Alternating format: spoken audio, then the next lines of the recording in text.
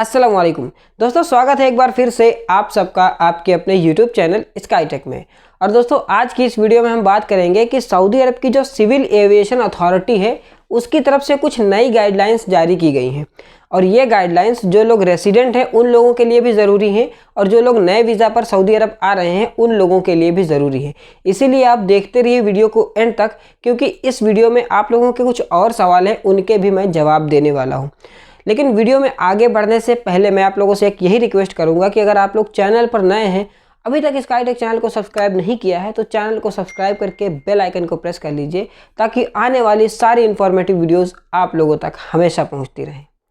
तो दोस्तों सबसे पहले हम बात कर लेते हैं कि जो सऊदी अरब की सिविल एविएशन अथॉरिटी है गाका, उसने सऊदी अरब में काम कर रही सभी एयरलाइंस को एक नोटिस जारी किया है और बताया है कि जितनी एयरलाइंस ने क्वारंटाइन पैकेज बुक किया था तो अब वो पैकेज का पैसा रिफंड कर दें। जी हाँ दोस्तों, जैसा कि आप सभी लोगों को पता है कि सऊदी अरेबिया ने पूरी दुनिया से फ़्लाइट के ऊपर जो सस्पेंशन लगा रखा था, पूरी दुनिया से फ़्लाइट का सस्पेंशन हटा लिया है। यानी कि अब आप दुनिया के किसी भी देश से सऊदी अरब का डायरेक्ट सफ़र कर सकते हैं और आपको ना तो होम क्वारंटाइन होना पड़ेगा और ना ही इंस्टीट्यूशनल क्वारंटाइन होना पड़ेगा। इसीलिए सऊदी अरब की सिविल एविएशन अथॉरिटी ने एयरलाइंस को एक नोटिस जारी किया है कि अगर किसी का क्वारंटाइन पैकेज बुक किया गया था तो उसका जो पैसा था वो वापस कर दिया जाए, क्योंकि अब क्वारंटाइन की कोई ज़रूरत है नहीं। तो ये नोटिस सभी एयरलाइंस को दिया गया है। अब इस हिसाब से आप अपने एजेंट से, अगर आपने क्वारंटाइन का पैकेज बुक कर लिया था तो आप अपने एजेंट से इस बारे में कह सकते हैं कि वो क्वारंटाइन के पैकेज का जो पैसा था उसको रिफ़ंड कर दे और बस टिकट करके आपको सऊदी अरब भेज दे, क्योंकि सऊदी अरब आने में अब PCR टेस्ट की भी ज़रूरत नहीं पड़ेगी।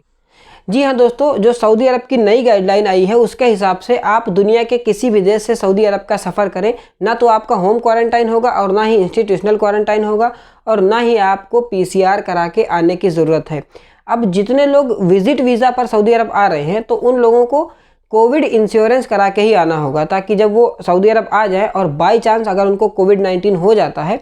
तो फिर उस इंश्योरेंस के तहत उनका इलाज किया जा सके। और अब बात कर लेते हैं कि बहुत सारे ऐसे लोग हैं जिन्होंने अपने देश में वैक्सीन लगवाई है, जैसे कि इंडिया में वैक्सीन लगवाई है और उसके बाद 14 दिन का क्वारंटाइन किसी थर्ड कंट्री में कंप्लीट किया था, मालदीव है या फिर दुबई है, उसके बाद वो सऊदी अरब आए थे। तो अब उन लोगों का ये सवाल है कि अगर वो वापस से इंडिया जाते हैं तो और फिर सऊदी अरब का सफ़र करते हैं तो क्या प्रोसीजर होगा।